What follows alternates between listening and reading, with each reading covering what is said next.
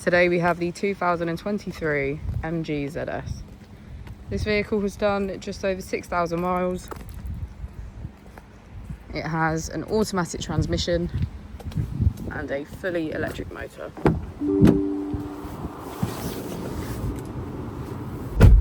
To the left of our steering wheel, we have cruise control as a feature, as well as our automatic headlights. On the right, we have voice control. Moving on to our screen, we can access our charging, Apple and Android CarPlay, radio and navigation. As we swipe across, we can also access our energy management, AC, vehicle settings, and our 360 degrees camera.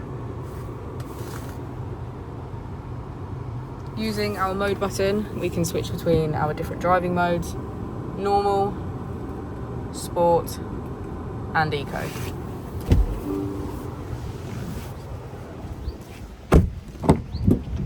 As we go into the back of the vehicle, we can see that it has a full leather, black interior, and get a good view of our panoramic roof.